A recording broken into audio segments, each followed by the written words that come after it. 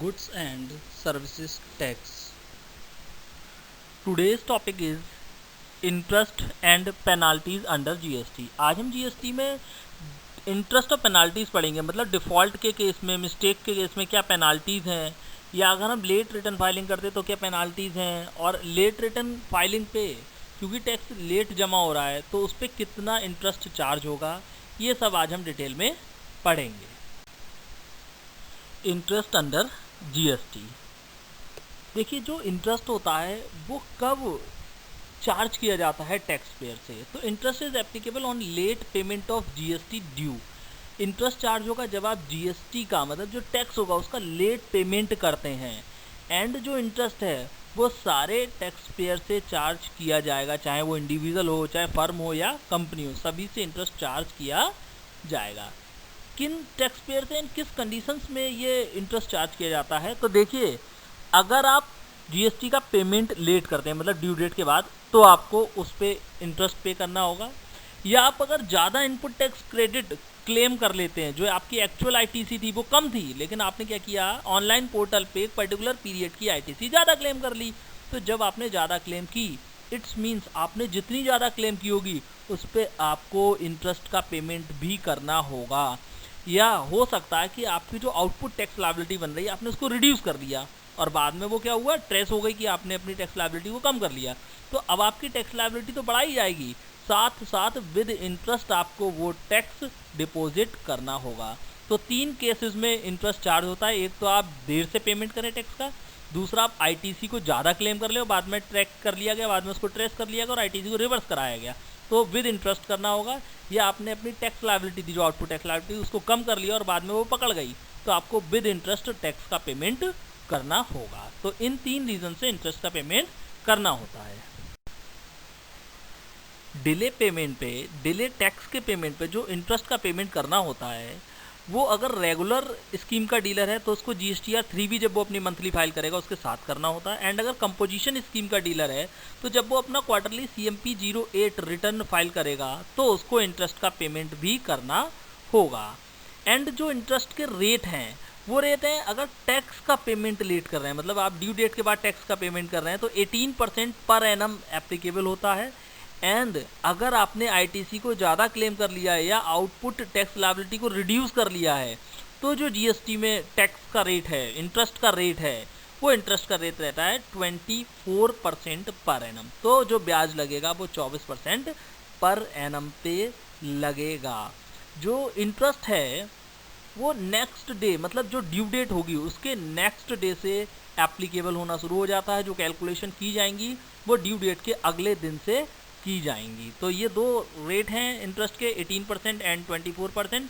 18% in case of delay payment of tax and 24% in case of excess ITC claimed और reduction in output tax liability.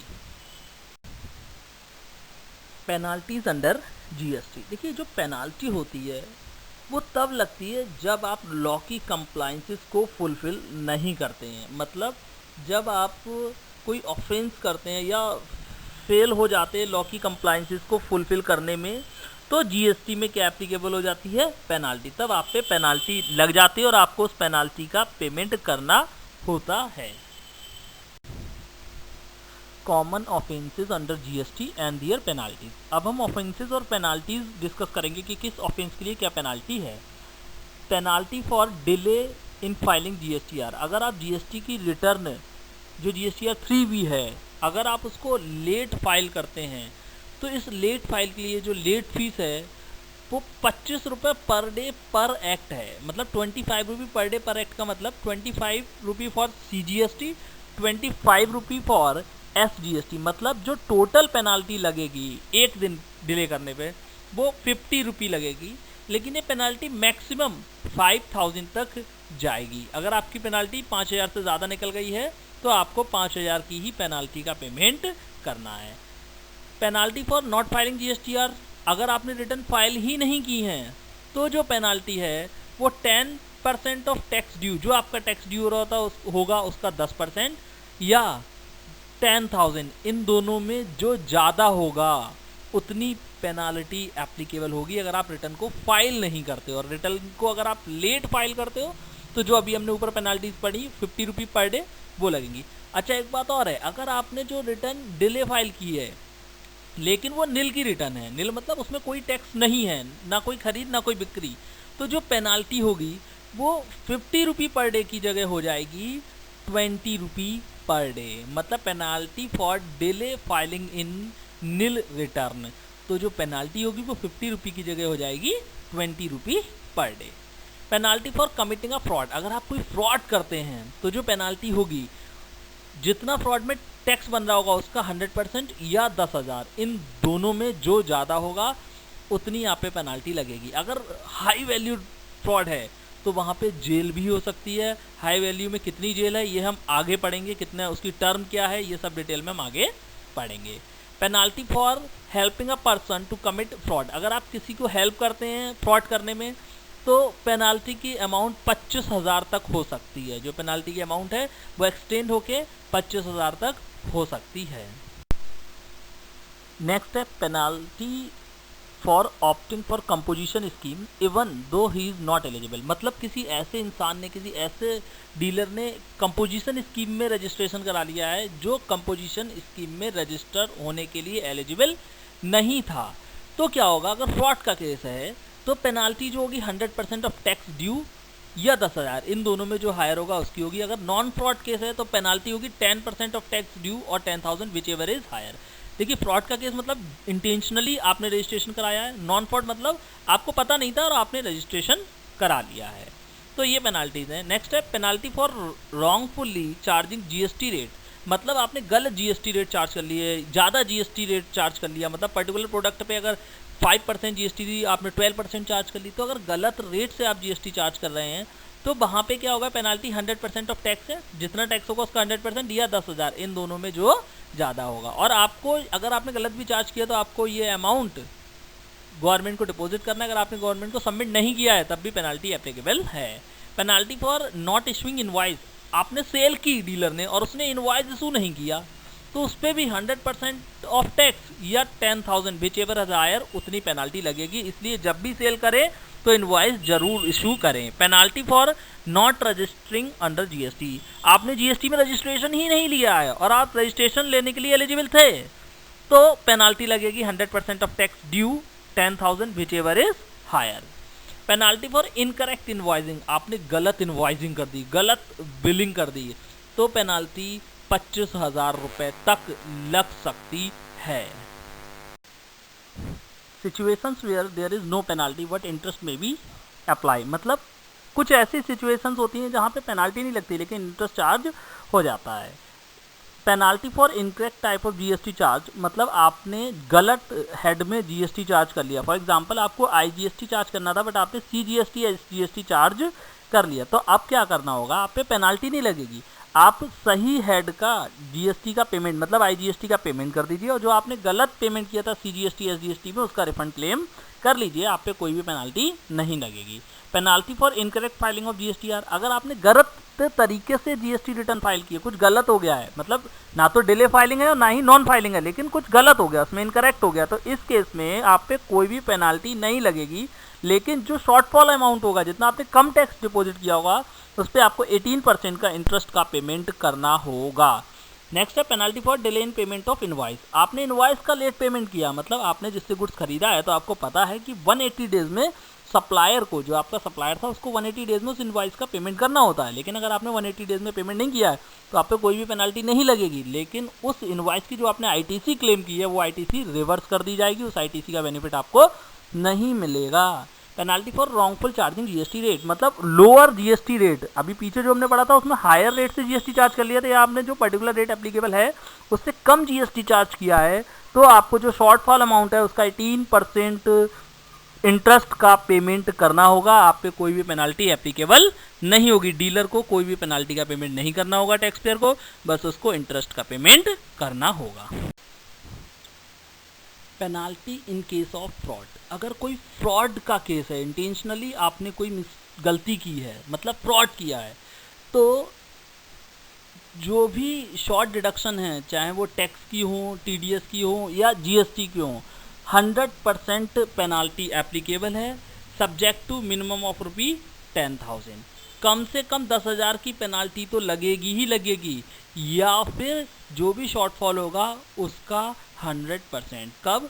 जब अगर कोई fraud का case होगा तो। पर्टिकुलर पेनाल्टीज अभी हम पीछे डिटेल में डिस्कस कर चुके हैं कि किस किस केस में कितनी कितनी पेनाल्टी का पेमेंट करना है, और यहाँ पे अगर कोई फ्रॉड का केस है उनके अलावा तो 100% ऑफ शॉर्टफॉल और ₹10,000।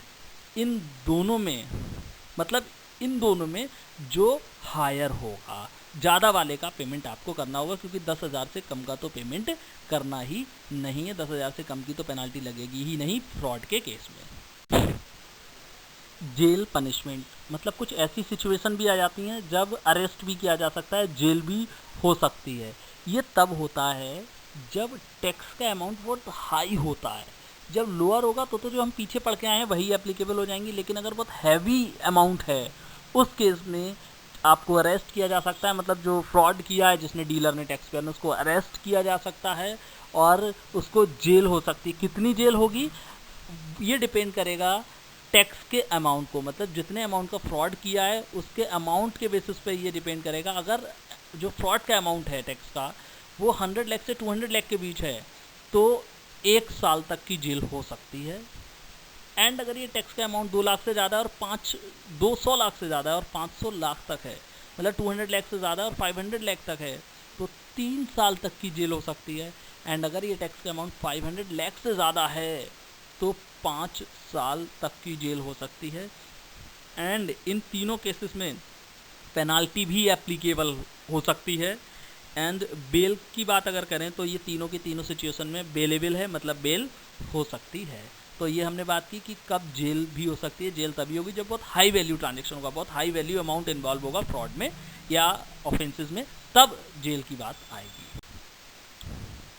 जनरल रूल्स रिगार्डिंग पेनाल्टीज़ के कुछ जनरल रूल्स भी हैं, जैसे every taxable person on whom the penalty is imposed will be served with a show cause notice first and will have a reasonable opportunity of being heard। कहने का मतलब ये है, जब भी टैक्स अथॉरिटी कोई पेनाल्टी लगाएंगी किसी भी टैक्स पेयर पे तो पहले उसको एक शो कॉज नोटिस इशू करेंगी। एंड उसको, जो टैक्स पेयर होगा जिस पर पेनाल्टी लगाई गई है, उसको एक अपॉर्चुनिटी दी जाएगी कि वो अपनी बात को उन टैक्स अथॉरिटीज़ के आगे आके कह सके। ऐसा नहीं है कि बस पेनाल्टी लगा दी और पेनाल्टी इंपोज हो गई। एक नोटिस सर्व होगा, show cause notice, penalty impose होने से पहले, और अपॉर्चुनिटी दी जाएगी टैक्स पेयर को कि भाई आप अपनी बात को रखिए। अगर आपको लगता है गलत है ये, आप पे पेनाल्टी नहीं लगनी चाहिए, तो आप अपनी बात को रखिए, आपको सुना जाएगा, आपको एक मौका मिलेगा जब आप टैक्स अथॉरिटी के सामने पेनाल्टी लगने से पहले बोल पाएंगे। Next, the tax authority will give an explanation regarding the reason for penalty and the nature of offense। जो आपकी टैक्स अथॉरिटी होगी, जो आप पे पेनाल्टी लगा रही होगी, वो एक्सप्लेन करेगी कि पेनाल्टी क्यों लगाई गई है एंड ऑफेंस का नेचर, मतलब आपने क्या गलती की है जिस वजह से आप पे पेनाल्टी लगाई जा रही है। अगर कोई टैक्सेबल पर्सन, मतलब कोई tax payer, when any person who voluntary disclose a breach of law, मतलब वो खुद ही बता देता है कि हाँ मुझसे ये गलती हुई है, तो टैक्स अथॉरिटी जो पेनाल्टी का अमाउंट है उसको रिड्यूस भी कर सकती हैं। लेकिन अगर ये बात अथॉरिटी को पहले नहीं पता लगी, अथॉरिटी को सीधे टैक्स पेयर से ही पता लगी जिसने वो गलती की थी, तो आपका ये जो अमाउंट है पेनाल्टी का ये रिड्यूस किया जा सकता है।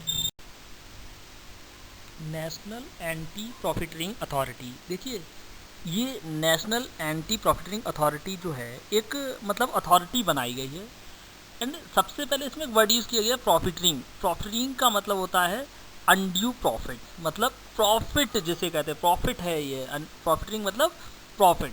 कहने का मतलब ये है, गवर्नमेंट का ये कहना है कि अगर गवर्नमेंट ने किसी प्रोडक्ट पे टैक्स का रेट रिड्यूस किया है, फॉर एग्जांपल पहले किसी प्रोडक्ट पे 18% टैक्स था और उसको रिड्यूस करके 12% कर दिया गया, तो क्या जो फर्म्स हैं, जो सेलर्स हैं, वो कस्टमर से भी 12% ही टैक्स चार्ज कर रहे हैं, या ऐसा तो नहीं कि पुराना रेट जो 18% था वो चार्ज कर रहे हैं, मतलब अनड्यू प्रॉफिट अर्न कर रहे हैं।